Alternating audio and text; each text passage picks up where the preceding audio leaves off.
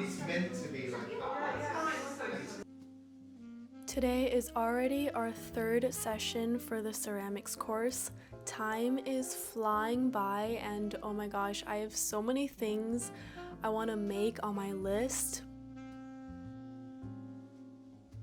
I probably do see myself signing up for more of these classes in the future because I want to make I love practicing on the wheel and it feels so rewarding that I'm getting better and better, but I do really like the charm and perfect imperfectness of hand building, so I really want to make like a snack platter. I've been seeing that all over my Pinterest.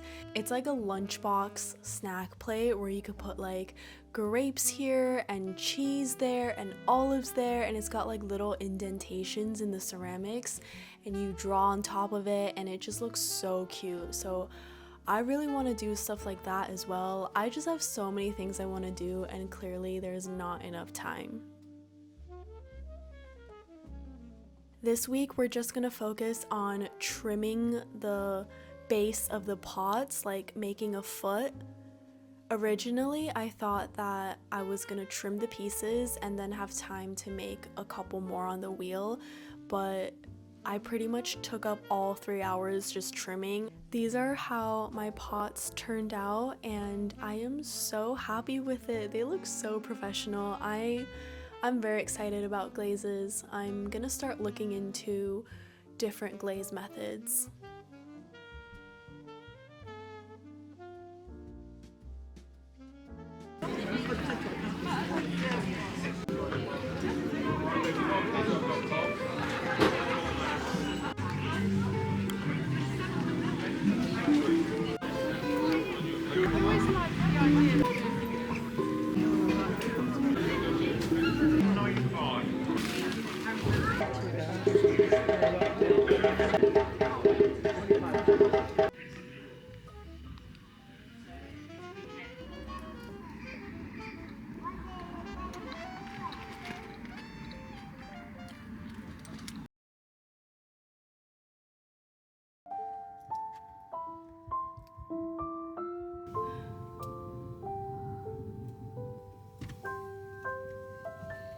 Hello. It's been 2 years since I met John and George. Happy anniversary! Happy anniversary. So for our 2-year anniversary, we stayed at a shepherd's hut. I don't know if you guys would consider this camping, but since there isn't a bathroom, I consider this some form of camping.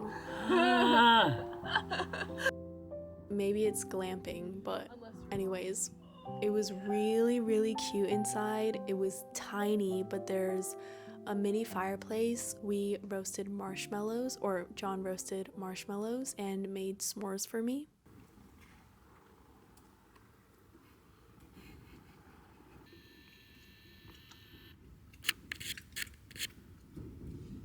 Oh yeah, babe.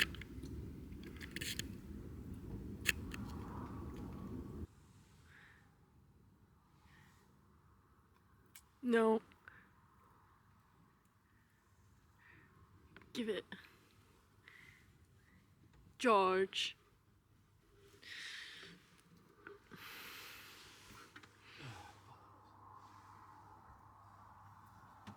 No.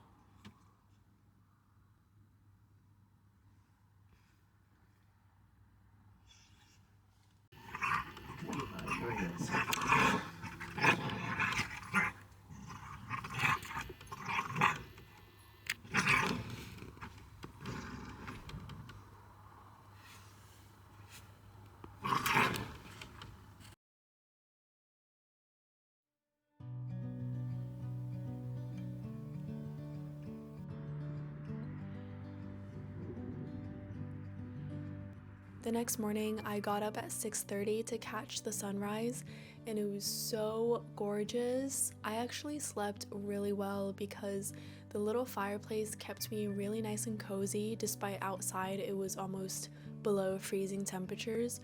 John didn't sleep as well because he's really sensitive to noises, and there's a main road right underneath the hill that we're on, so he heard all the cars and motorbike noises, but I slept through the whole thing.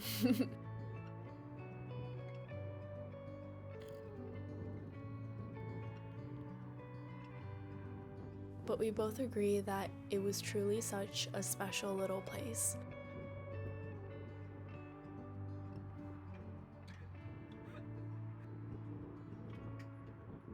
Then afterwards we got breakfast and went hiking for a little bit.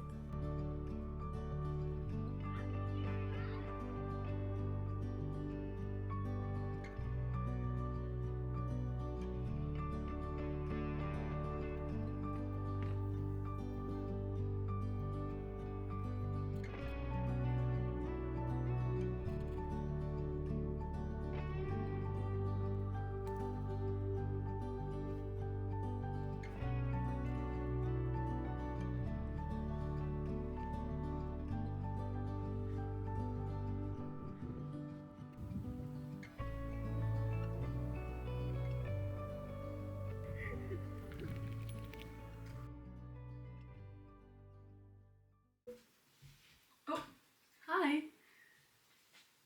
Oh, big boy. Big boy. It's your channel, isn't it, George? Like, you're just covering my face. It's okay. I'm sure people want to see this face more than mine anyways. Is it focusing? Okay, I think that's better.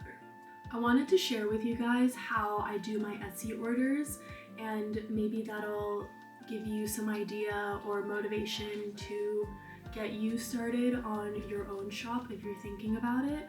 So the first thing that you should do is, if you're selling prints, you should put the print in the packing tube and weigh it, and then put 2 prints in there and weigh it, 3 prints, 4 prints, 5 prints. I've never gotten an order over 5 prints, so I would say 5 is about the max number that you have to weigh, but this just makes your process so much easier when you're filling out the shipping label for Etsy. So after you click purchase the labels from Etsy, Etsy will deduct it from your earnings. So I have it on my laptop, which I then airdrop it to my phone, and then from there I save it to the files, and then I open up the Jaden's printer app.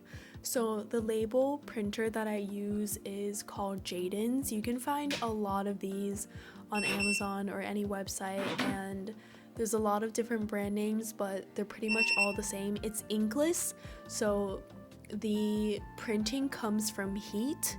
You don't have to buy any ink for it, which I think is really good because ink is so expensive these days.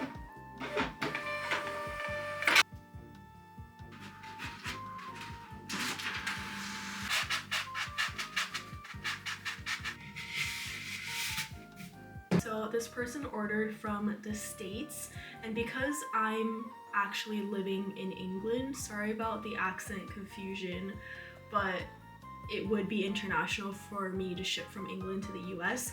So Etsy generates a commercial invoice for all international shipping, and you kind of need to like attach this to your parcel. I never knew the correct way to do this, but I kind of just origami'd it, and I don't know, it's been working, so I think it's fine. I fold it like this, and then I do this, and then I do this, so you can see my address and this client or this customer's address, and then I fold away the edges, and then I go like this. So you've got this little cute little pocket, and I've got You need to get these clear packing slips. I just get it from Amazon.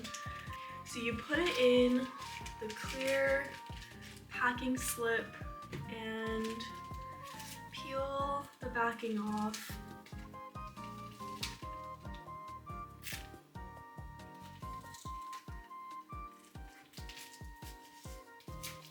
And bam, there you go. That's your parcel that is ready to be shipped to. I decided to include another time lapse of my most recent digital illustration on Procreate. Let me know if you guys enjoy watching these or if it's any helpful to you guys. So for this illustration, I'm mainly kind of reflecting on how fashion and beauty trends are 1000% political and morphs with the political climate. I made a post about this on Instagram, but I kind of want to like talk about it in my own voice as well.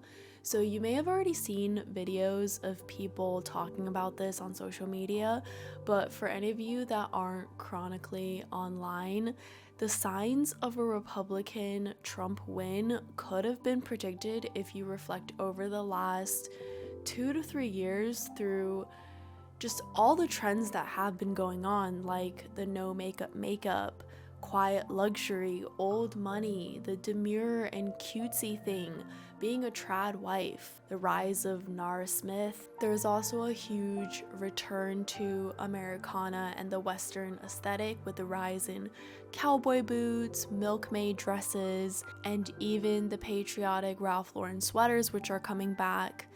The list goes on and on, really, and obviously you can wear whatever you like, dress the way you want, put whatever makeup you want, and it's unfair to say that participating and enjoying in these aesthetics indicate who you voted for, but I do think it's a lot bigger than that. It's about the entire climate that society is gravitating towards, whether we are conscious or unconscious about it, and a lot of the mainstream trends are revolving around hyperfeminism, conformity, and this return to traditional Americana values, which can be very parallel to Republican values. I feel like when I was in high school and early days in college, it was all about feminism and women power, breaking the glass ceiling, things like that. People were so alternative in the way they dressed. Even just 4 years ago, I was buying really funky tights or sweaters and they're so colorful, and it's not like people don't wear those anymore. I'm sure a lot of you guys still do, but the mainstream trend is kind of like reds and navy blues and beige and white, and it's like, whoa, that's crazy. We're definitely shifting towards something more conservative.